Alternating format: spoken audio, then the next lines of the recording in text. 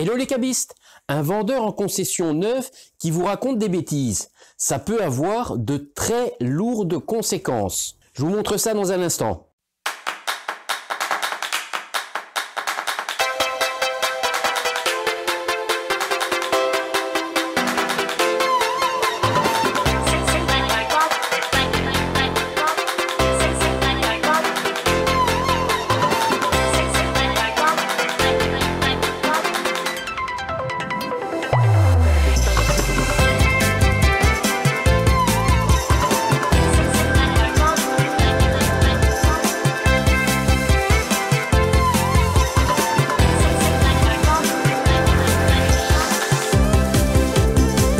Bonjour à toutes et à tous et bienvenue chez l'expert du cabriolet. On a tous envie de penser que la meilleure personne qualifiée pour parler correctement de son véhicule ou des modèles des voitures de leur propre marque, c'est évidemment le concessionnaire de la marque elle-même.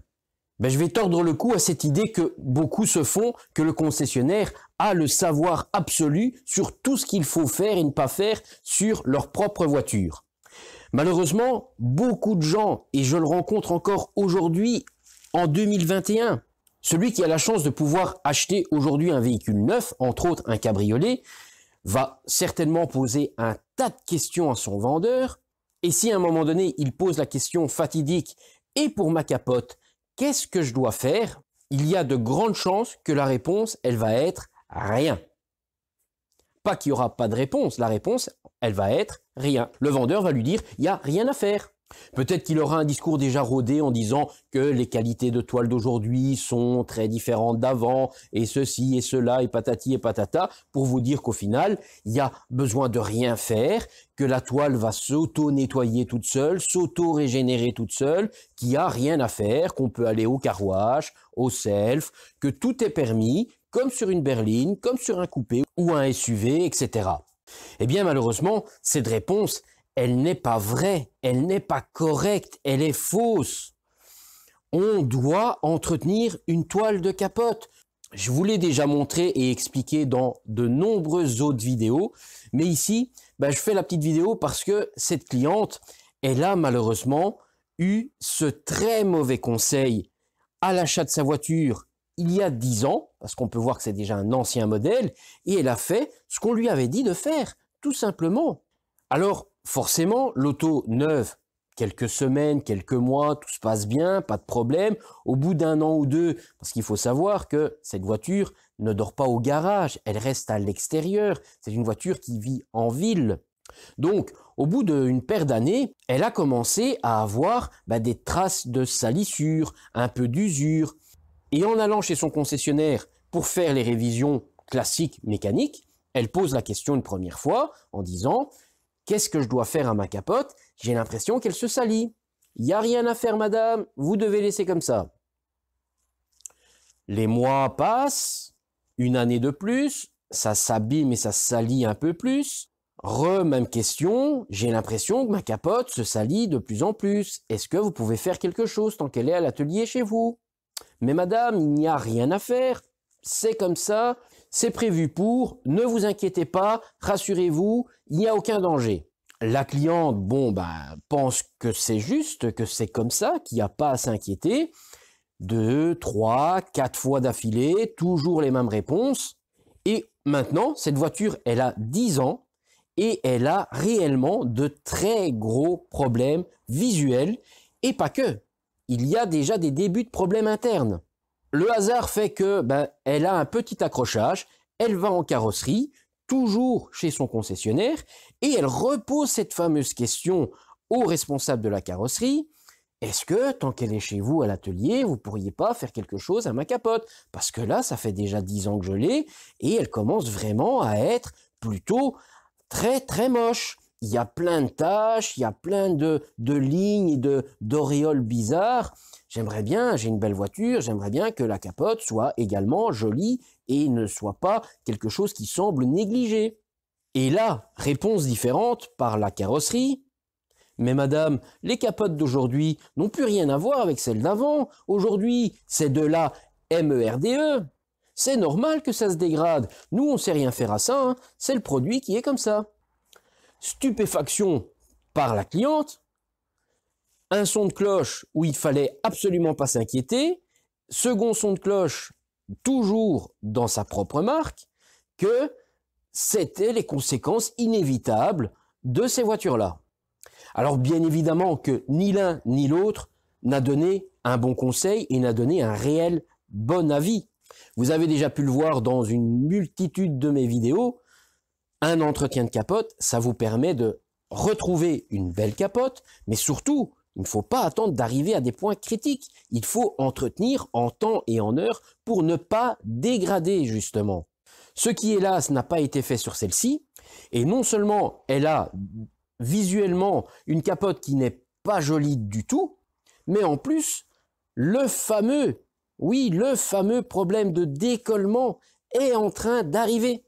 Il n'est pas encore présent sur beaucoup, mais on voit ses prémices. Et malheureusement, ils sont pas réparables à ce niveau-là. C'est trop petit et c'est à l'intérieur. Je ne sais pas y accéder.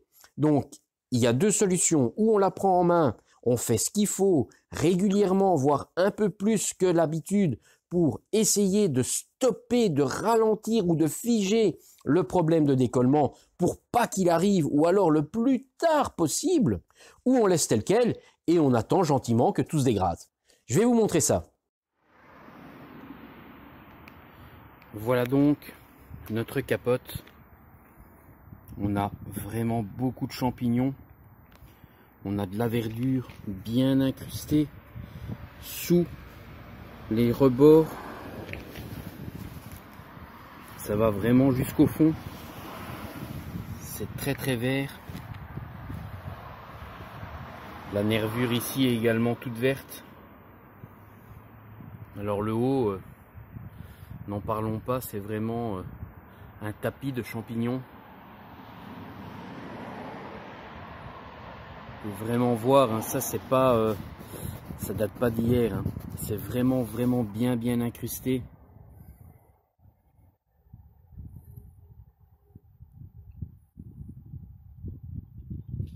Toute la capote est comme ça.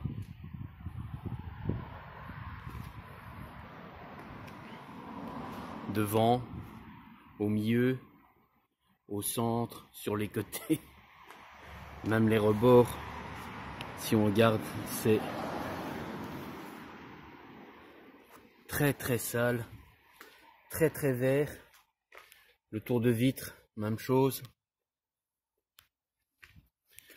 La custode, encore pire que l'autre côté. Ici derrière, n'en parlons même plus, c'est également pire. Tout est vert. Ici, on a des auréoles qui ont marqué.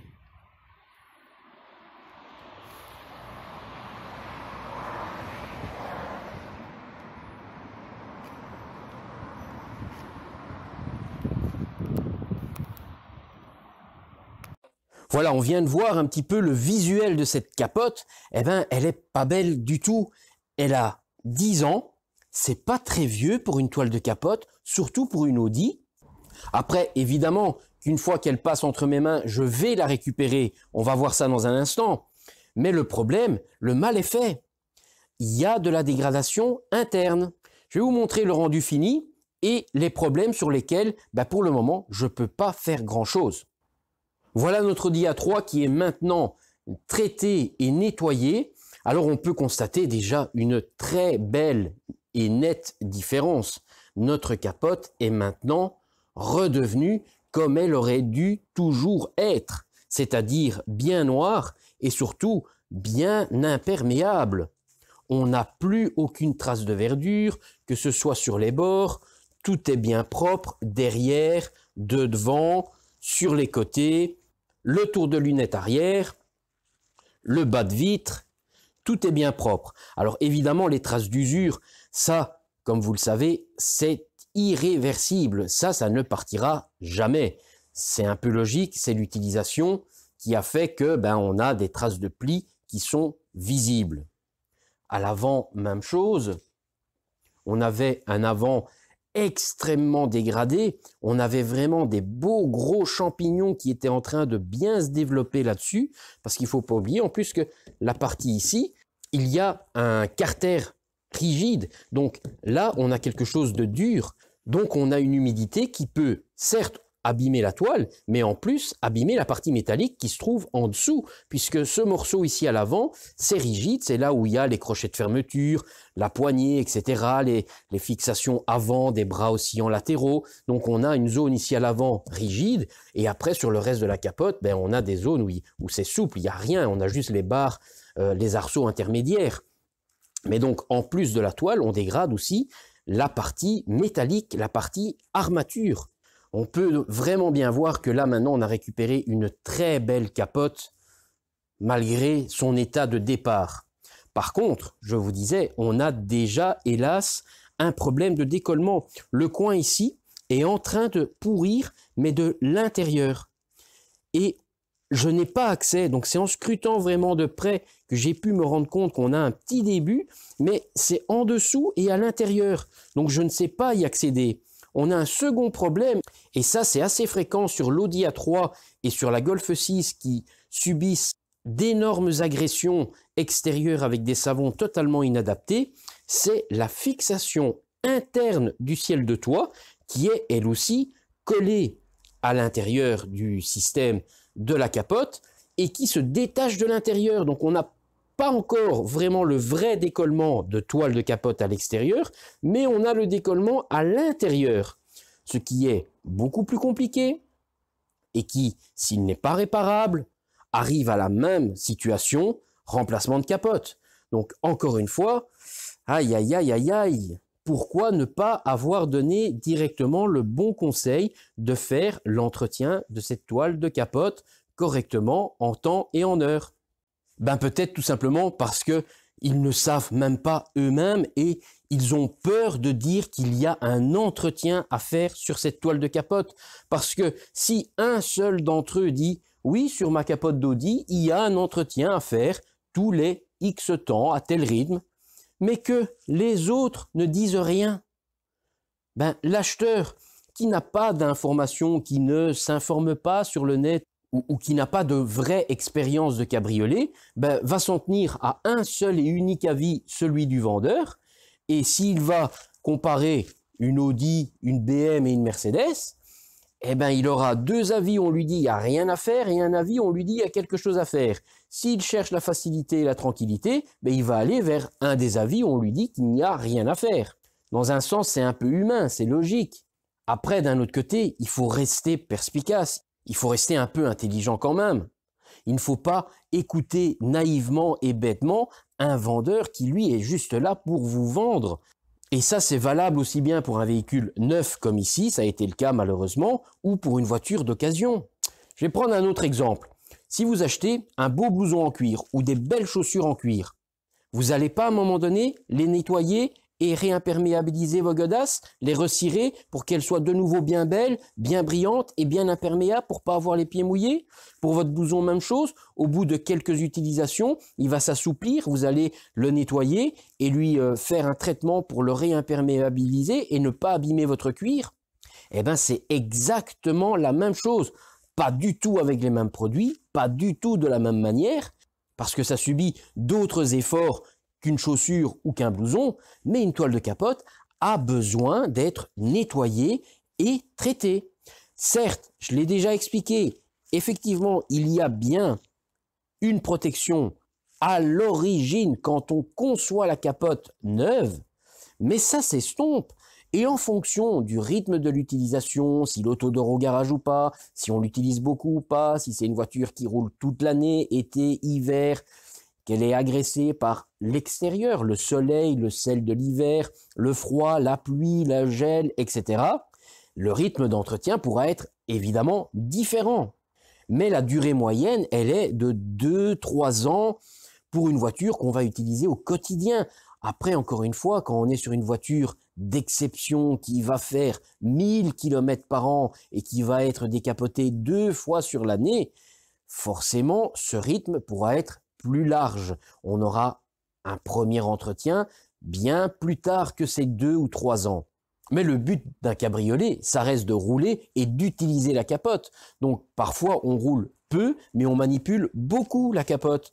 Le fameux test de la goutte d'eau vous permet de voir où en est l'état de protection imperméabilisante sur votre toile. Et c'est ça qu'il faut tenir à l'œil pour voir si on est dans le moment de commencer les entretiens de toile de capote. Pour ça, il y a les vidéos avec le test de la goutte d'eau où j'explique vraiment ça en détail. Donc n'hésitez pas à aller les voir également. Mais voilà, malheureusement, le mauvais conseil à l'achat de la voiture où on a dit à cette cliente qu'il ne fallait rien faire et on lui a répété une fois, 2 fois, 10 fois. Tous les ans, quand elle allait faire sa révision, elle demandait « Pouvez-vous faire quelque chose à ma capote ?» Elle s'abîme de plus en plus. Et effectivement, ça devait être pire chaque année. Jusqu'au jour où elle a un second avis, toujours dans la même concession, où on lui dit tout l'inverse de ce qu'on lui a dit à la vente et à la réception. Là, elle a commencé vraiment à se poser des questions et d'elle-même, elle a à ce moment-là été voir sur le net s'il existait quelque chose à faire soi-même, puisque personne ne voulait prendre ça en main. Et heureusement pour elle, elle est arrivée chez moi. Et là, j'ai pu prendre en main, parce que comme vous avez pu voir, la situation, elle était déjà plutôt compliquée. Ça, toute seule à la maison, elle n'aurait pas réussi. C'était déjà vraiment un stade très avancé. 10 ans d'accumulation de saleté, de champignons, de verdure, etc. Ça n'est pas parti en 5 minutes. Même moi qui ai l'habitude, c'est une auto où j'ai bien galéré quand même. J'ai pas dû faire un seul traitement, mais 3 traitements avant de pouvoir seulement commencer l'entretien réel de la toile de capote. Et en utilisant mes produits qui sont vraiment spécifiques pour les traitements anti-verdure, et d'ailleurs ceux-là je ne les vends pas. C'est vraiment très délicat, c'est une manipulation particulière parce que c'est des cas très complexes. Ben voilà, un bon conseil que je peux vous donner, c'est ne faites pas toujours confiance à 100% aux vendeurs. Je ne dis pas qu'en mécanique carrosserie, certainement, il n'y aura pas de mauvaise surprise à ce niveau-là. Il y a de grandes chances que là, ils savent à 100% les rythmes d'entretien, les rythmes d'usure, etc. L'ordinateur de bord va déjà vous donner lui aussi un tas d'informations. À quel moment changer vos plaquettes, à quel moment faire vos huiles de frein, à quel moment faire vos vidanges, etc. Mais la toile de capote, il n'y a pas d'ordinateur qui gère. C'est vous l'ordinateur, c'est vos yeux. C'est à vous de faire le petit test pour vérifier, contrôler qu'il y ait toujours bien une protection sur une toile de capote. Et on ne doit pas avoir peur de faire ce test, même si l'auto, elle est neuve et qu'elle sort du garage. On peut le faire déjà à ce moment-là. On a la référence initiale. Si la goutte perle bien et qu'elle reste perlante longtemps, on est parfait, c'est OK. Et au fil des temps, au fil des utilisations, on aura tout doucement la dégradation, l'usure naturelle en fait, de la protection qui va s'estomper petit à petit et finir par disparaître. Et ça sera à peu près dans les environs des 2-3 ans d'utilisation en règle générale. Après, c'est toujours au cas par cas. Et une fois que on a cette goutte qui ne tient plus que quelques secondes, qui se fait absorber rapidement, à ce moment-là, il ne faut pas tarder, on commence les entretiens. On n'attend pas d'avoir une réelle éponge où la goutte tombe et est absorbée instantanément. Là, on commence déjà à être un peu loin. Après, c'est pas impossible de récupérer quelque chose de beau et de propre. On a l'exemple ici. Mais plus on attend, plus on dégrade et plus on risque de générer des problèmes. Également comme ici, les problèmes, eux, sont à l'intérieur. C'est pas toujours dans cette situation-là. On a bien souvent plus de problèmes directement à l'extérieur avant d'avoir ceux intérieurs. Mais au final, il y a des problèmes. Et on peut s'éviter ça tout simplement en faisant correctement, en temps et en heure, les entretiens de toile de capote, de joints d'étanchéité. J'espère que ces petits conseils pourront vous servir, peut-être pour un futur achat ou pour bien aller contrôler votre cabriolet. Si vous avez aimé, n'hésitez pas à un petit like, n'hésitez pas à vous abonner sur la chaîne si ce n'est pas déjà fait. Et à la prochaine. Ciao, ciao.